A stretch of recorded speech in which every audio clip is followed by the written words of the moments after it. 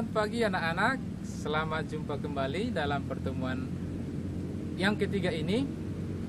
Mudah-mudahan kabar dari anak kami, kabar yang sehat-sehat semua sekarang. Lihat di belakang saya, begitu segar, begitu asri. Kita harapkan juga bahwa pikiran kita sekarang segar dan asri seperti yang ada di pemandangan ini. Saya sengaja memilih tempat ini supaya kita lebih fresh. Maka, seperti biasa, sebelum kita memulai aktivitas pembelajaran hari ini, kita awali dengan doa. Kita siapkan hati dan pikiran kita untuk berdoa. Marilah kita bersatu dalam doa, dalam nama Bapa dan Putra dan Roh Kudus. Amin. Allah yang bertahta dalam kerajaan surga, kembali kami syukuri segala rahmat yang kami terima hari ini pada saat ini. Atas kesehatan, atas hari yang baru, atas sukacita yang senantiasa Kau limpahkan kepada kami. Hari ini kami ingin belajar tentang tradisi perkawinan dalam gereja Katolik. Maka bimbinglah kami, ajari kami, agar kami mampu memahaminya secara baik dan benar sesuai dengan kehendak-Mu. Hadir dan bimbinglah kami saat ini. Semoga berkat-Mu melimpah atas kami semua. Amin. Dalam nama Bapa dan Putra dan Roh Kudus. Amin. Oke, minggu lalu kita sudah membahas tentang materi atau topik panggilan hidup berkeluarga. Kita juga sudah melihat banyak hal tentang panggilan hidup berkeluarga. Sekarang kita akan lanjut ke materi berikutnya yang masih sangat berkaitan perkawinan dalam tradisi gereja Katolik. Bagaimana perkawinan dalam tradisi gereja Katolik akan kita bahas dalam pembahasan PowerPoint berikut ini. Perkawinan dalam tradisi Katolik. Kita lihat satu persatu arti dan makna perkawinan. Menurut peraturan perundang-undangan.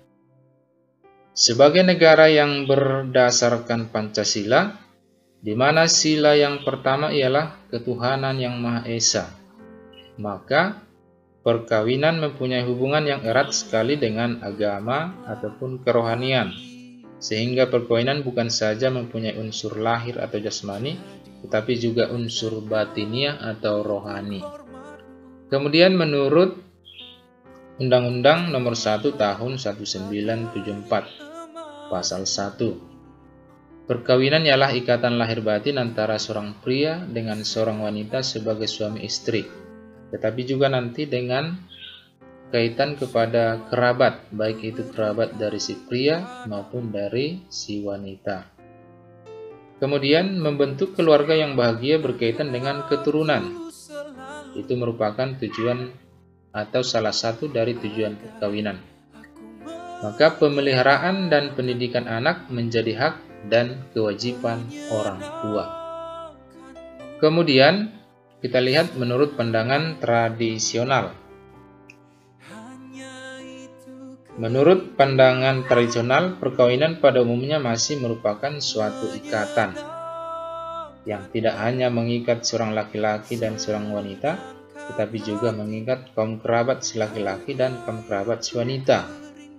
Perkawinan tradisional ini umumnya merupakan suatu proses, yaitu proses memberi mas kawin, atau bahasa kita bisa dengan istilah mertupol, kemudian masuk ke peneguhan,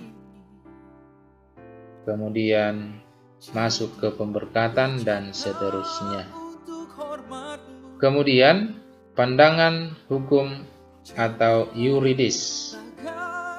Dari segi hukum perkawinan sering dipandang sebagai suatu perjanjian. Dengan perkawinan seorang pria dan seorang wanita saling berjanji untuk hidup bersama di depan atau di hadapan masyarakat dan juga di hadapan agama. Kemudian kita lihat pandangan sosiologi. Secara sosiologi, perkawinan merupakan suatu persekutuan hidup Persekutuan di sini berarti ada kesatuan, ada kebersamaan. Persatuan hidup yang mempunyai bentuk, tujuan, dan hubungan yang khusus antar anggota.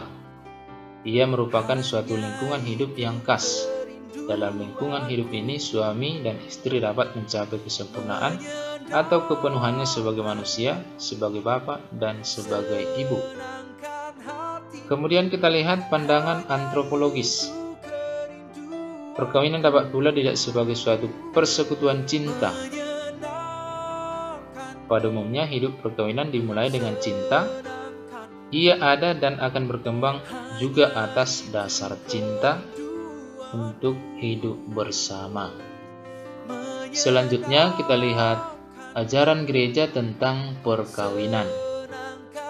Yang pertama adalah makna perkawinan menurut Kitab Hukum Kanonik, sering disingkat dengan KHK. Jadi Kitab Hukum Kanonik ini juga mempunyai beberapa kanon atau bahkan banyak. Maka yang khusus membicarakan tentang perkawinan itu salah satunya adalah kanon 1055. Menurut kanon ini, perkawinan itu sebagai perjanjian hubungan antara Tuhan dan umatnya. Maka bukan sembarang perjanjian atau ikatan. Kemudian perkawinan sebagai kebersamaan seluruh hidup, baik secara batin maupun atau secara rohaniah dan jasmaniah. Kemudian perkawinan tentu adalah sebuah sakramen, salah satu sakramen dari ketujuh sakramen yang ada dalam gereja Katolik. Jadi kalau dikatakan sakramen berarti menjadi tanda yang diberikan oleh Allah sendiri kepada manusia. Kemudian perkawinan menurut ajaran Konsili Vatikan II. Jadi disinggung di sini dokumen yang diambil adalah GS. GS itu adalah Gaudium et Spes yang nomor 48 juga khusus membicarakan tentang perkawinan.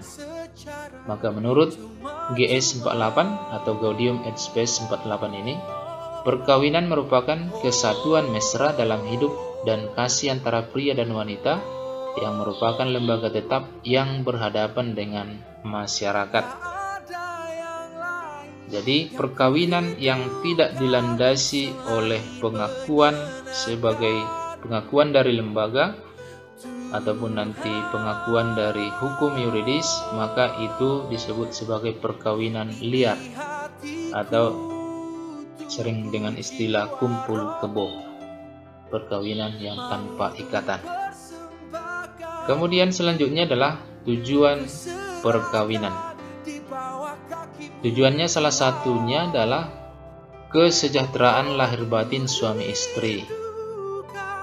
Jadi tujuan perkawinan ini untuk mensejahterakan suami dan istri secara bersama-sama.